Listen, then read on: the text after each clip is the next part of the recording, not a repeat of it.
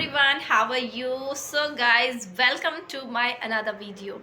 So actually guys, आज मैं आपके लिए जो वीडियो लाई हूँ वो बहुत ही ज़्यादा बढ़िया होने वाला है. So many students are very confused कि उनका जो टाइम टेबल है, जो स्केड्यूल है उनका, वो कैसा होना चाहिए अगर वो आइल्स कर रहे हैं. आइल्स के लिए स्पेशली ये जो टाइम टेबल है ये उन्हीं बच्चों के लिए है जो आइल्स करना चाहते हैं या आइल्स में ज्वाइन हो चुके हैं.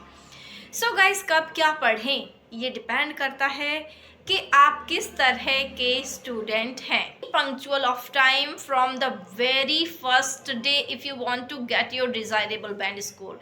सो गाइस, मैं आपको सजेस्ट करूँगी, जैसे कि मैं अपने स्टडी सेंटर में क्या कराती हूँ कि मैं एक रीडिंग, एक राइटिंग और एक लिसनिंग और स्पीकिंग 3 to 4 हमारे यहाँ चलती हैं. मैं आपको सजेस्ट करूँगी कि आपको जो राइटिंग है वो राइटिंग आपको, या तो आप राइटिंग टास्क 2 लिखिए घर पर अगर आपका दिल कर रहा है. किस काइंड ऑफ राइटिंग टास्क 2 लिखना है, आपको ओपिनियन ऐसे लिखना है वो लिखने का मन कर रहा है, या क्लास में अगर आप ओपिनियन ऐसे लिख के आए हैं तो उसको आप घर पर एक बार प्रैक्टिस ज़रूर कर लीजिए.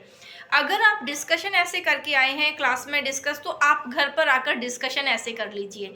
और अगर आप इसके अलावा एडवांटेज, डिसएडवांटेज, पॉजिटिव, नेगेटिव, जिस काइंड भी ऐसे आप तैयारी करके आए हैं क्लास में, आप घर पर आकर उसे लिखना स्टार्ट कीजिए. एटलीस्ट आप इंट्रोडक्शन एंड एक बॉडी पैराग्राफ लिख लीजिए. और ज़्यादा आपको तकलीफ़ लेने की शुरुआत में कोई ज़रूरत नहीं है, धीरे धीरे आपका रूटीन बन जाएगा. Second thing, reading. जैसे आप एक कंप्लीट रीडिंग करके आए, पूरी 1 आवर आपने रीडिंग पर फुल फोकस किया होता है क्लास में, लेकिन आपको घर पर भी कहा जाता है कि आप रीडिंग कीजिए. तो मैं सजेस्ट करूँगी, जो मैंने खुद पर इम्प्लीमेंट किया था, कि आप सिर्फ एक पैसेज कीजिए और उस पैसेज में आप नई नई स्ट्रैटेजी खोजने की कोशिश कीजिए.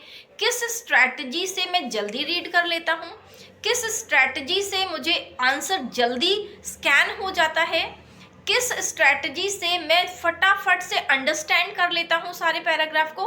वो स्ट्रैटेजीज खोजिए आप वहाँ पर घर पर बैठकर और सिर्फ एक पैराग्राफ कीजिए. ज़्यादा बॉदरिंग की ज़रूरत नहीं है आपको स्टार्टिंग में. लिसनिंग की जब भी बात करती हूँ तो अगर मैं देखूँ कि मैंने स्टूडेंट्स को 6 लिसनिंग भी कराई है, but at the exam time, जब उनका एग्ज़ाम बिल्कुल फिल हो चुका है और कोई 5-10 दिन रह गए हैं, तो मैंने उनको 6 लिसनिंग भी एक दिन में कराई है. एंड अगर आप देखेंगे रिजल्ट तो वो बच्चे 8.5 बैंड यानी कि 8.5 बैंड लिसनिंग में लेके गए हैं. उन्होंने इतनी प्रैक्टिस की है ना लिसनिंग की, बट लास्ट में की है बिल्कुल. और स्टार्टिंग में उन्होंने लिसनिंग कैसे किया था, जैसे मैंने सजेस्ट किया, आप लिसनिंग को सिर्फ सुनो, आपको सॉल्व करने की ज़रूरत नहीं है. जब इनिशियल डेज होते हैं ना, तो आपको पहले एक्सेंट का ही नहीं पता लगता कि किस काइंड ऑफ एक्सेंट लिसनिंग में यूज़ हो रहे हैं और किस किस काइंड ऑफ एक्सेंट यूज़ हो सकते हैं.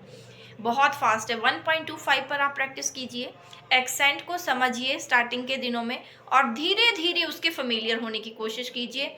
और जितना भी हो सकता है, जैसे 2 करना स्टार्ट कीजिए, पहले 3 कीजिए. जितनी भी लिसनिंग आप कर सकते हैं आप कर, क्योंकि लिसनिंग एक ऐसा मॉड्यूल है जिसमें आप ज़्यादा से ज़्यादा स्कोर खींच सकते हो और वो बहुत ईजी भी होता है, और बाकी ओवरऑल बैंड स्कोर पर वो डेफिनेटली इम्पैक्ट डालता है अपना. Now we are going to the speaking. अगर आप अपने सेंटर में जहाँ पर भी आप पढ़ रहे हैं 2 या 3 स्पीकिंग कर लेते हैं, तो आपको घर पर कोई नहीं मिल रहा है, कोई मीडियम नहीं मिल रहा है जिसके साथ आपको स्पीकिंग करनी है, तो गाइज आप किसी भी एक ऑब्जेक्ट, जैसे सपोज करो मेरे पास मेरा गॉगल है, इस ऑब्जेक्ट को उठाइए और इस पर क्यू कार्ड बनाइए. बस आपको ये बनाना है, describe an object which you love very much and it is gifted by any one else. Suppose करो ये आपको किसी ने गिफ्ट किया है, तो इस पर ही बना दीजिए. 1 मिनट बोलिए, 2 मिनट बोलिए, फिर छोड़ दीजिए, फिर बोलिए, फिर छोड़ दीजिए. मतलब अब अप्रॉक्सीमेटली आपको 15 मिनट देने की ज़रूरत है स्पीकिंग को एवरीडे. लेकिन दिल से आप कोई भी ऑब्जेक्ट अपने घर में चूज़ कर लीजिए कि ऐसे खिड़की है, ये दीवार है, ये टेबल है, या मेरे शूज़ है, या मेरा नया सूट है, या मेरा नया मोबाइल है, तो आप उस पर बोलना स्टार्ट कीजिए. कोई भी ऑब्जेक्ट पर अगर आपको ये प्रैक्टिस हो जाए ना कि आप बोल सकते हैं सेंटेंसेस, तो डेफिनेटली क्यू कार्ड तो फिर कोई भी चीज़ नहीं, आप आराम से बोल सकते हैं उस पर, क्योंकि उसके बुलेट पॉइंट होते हैं, तो हमें डेफिनेटली क्वेश्चन क्राइटेरिया मिल जाता है, तो हम इजीली उसको बोल सकते हैं. सो गाइज, ये है आइल्स का time table. Don't have any kind of bother in your mind. अपनी मर्जी से पढ़िए, अपने नेचर के हिसाब से पढ़िए. अपने चाह से पढ़िए, सबसे ज़्यादा इम्पॉर्टेंट है चाह। रोज़ ड्रीम देखिए कि मैं फ़ॉरेन जाऊँगा, वहाँ पर मेरे पास एक बड़ी कार होने वाली है, मेरा एक बड़ा बैंक बैलेंस होने वाला है, मैं इंडिया में एक बड़ा घर बनाने वाला हूँ। ये ड्रीम अपने आप को दे दीजिए ताकि आप मोटिवेट हो सकें और अच्छे से पढ़िए। Thank you so much for watching guys. God bless you all.